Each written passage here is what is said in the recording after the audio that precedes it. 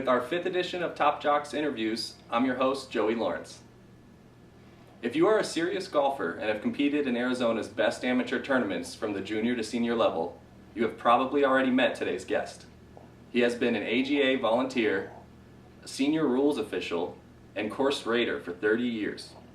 Known for his expertise, his friendly nature, and colorful stories, I'm excited to welcome to the show an Arizona treasure, Robert Doc Graves.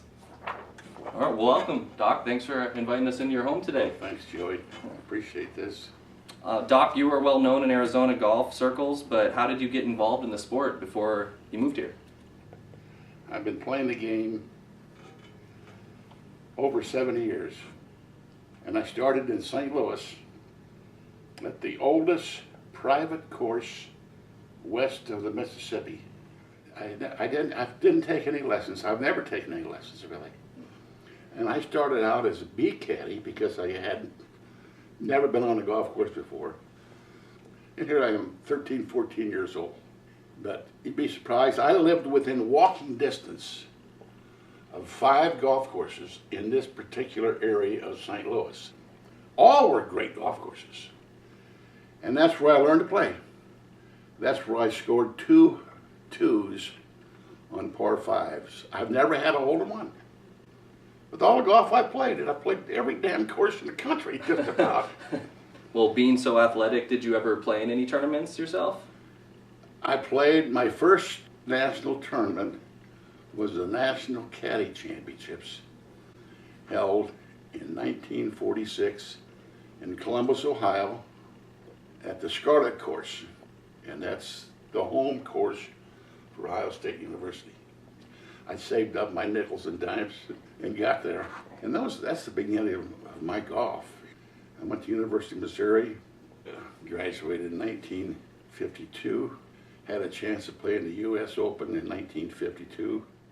Well, we'll jump in ahead a little bit. About 30 years ago, you began volunteering for the AGA. How did this relationship begin? I got into, after my legs started giving out on me, and I got to talking to Ed Gowan, and he says, why don't you come over and help me? So I started doing rules with the Arizona Golf Association. I did all the course measuring for the state.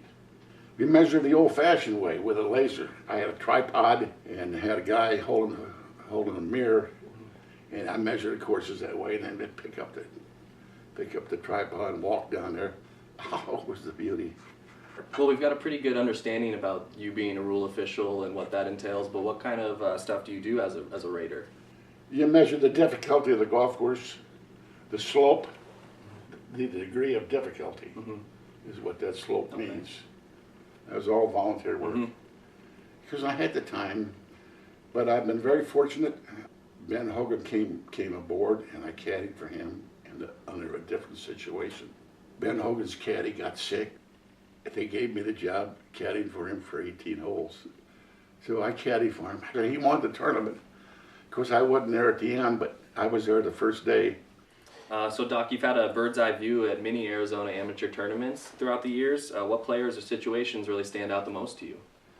Jeff Kern did at one time. When I first met Jeff, he's in Tucson. He was a good golfer, and I qualified for the Arizona Amateur, and he beat me. He chipped in about 3 times. I played golf with Wedgie Winchester. I played golf with Tom and Paul Purser both. Many, many, many times. And Dan Pohl, he shot 61 or 62 there with me. One of my favorite players, is probably Phil Mickelson. I used to play golf with Pat Bradley because she practiced here. Well, how often do you get to hit the links yourself these days? I haven't played in 9 years. Well, back before all that, what were some of your favorite courses to play? Maybe not even just throughout Arizona, but throughout the country. Well, I want to say St. Andrews Golf Course. I've been there. Wow. It's a good one. Yeah, it's a good one. All those courses in St. Louis are really, really good golf courses. Desert Forest is one of my favorite courses, too. Okay. I played that course quite a bit in summertime up until the last couple of years. I haven't played it. I'm still a member there. I will be the rest of my life because they gave me that membership. But I can't play it. I just physically I can't. It hurts me to swing. And I'd play it all over the state. But I was the owner of one of the owners of Silver Creek, which is a real good golf course, by the way. I think it's the best up there in northern Arizona.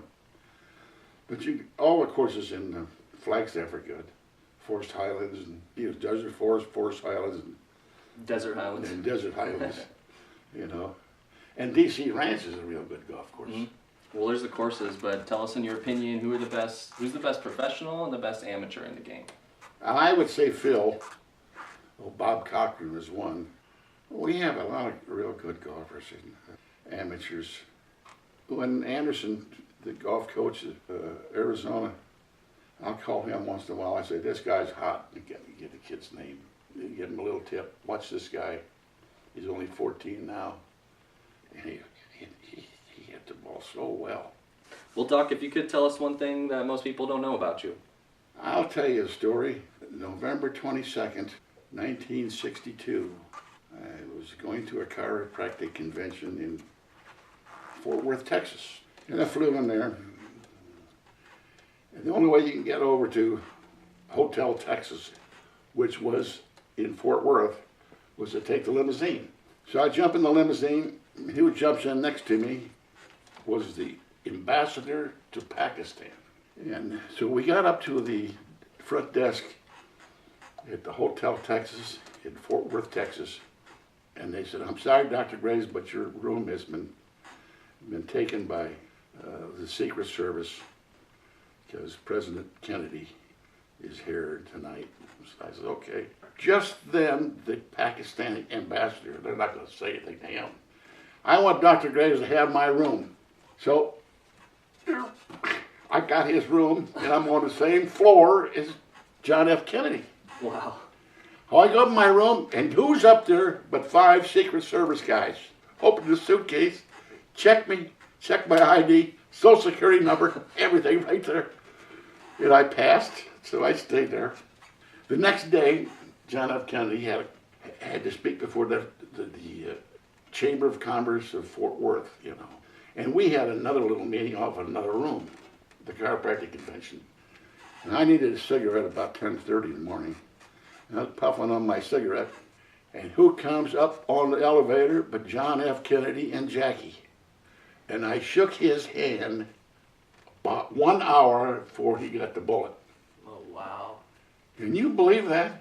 It's the damnedest thing I've ever been through in my life. I went home that Sunday afternoon, that Sunday night, it was 3 days later. We had 2 people on the airplane going to Denver.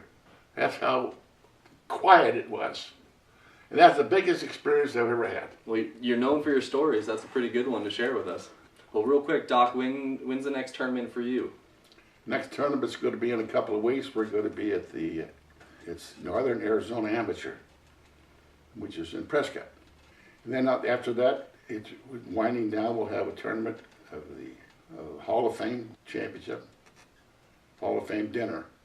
But we usually have a tournament there. Well, very last thing, we've had the pleasure of looking at this beautiful backdrop the entire show. Could you tell us who this is? This is when I had a swing. You can tell that. You can tell the way the hands are. You can tell the way the body is. Look at the knees going this way. Guy gave me that. He took a picture of me and then drew it. And it Doc Graves himself. It doesn't say love. Well, Yeah. Doc, thank you very much once again for Joey, doing this. listen, I really appreciate it. I appreciate you coming over. Yeah, it was my pleasure. Okay. And we'll be seeing more from us on JOXSports.com.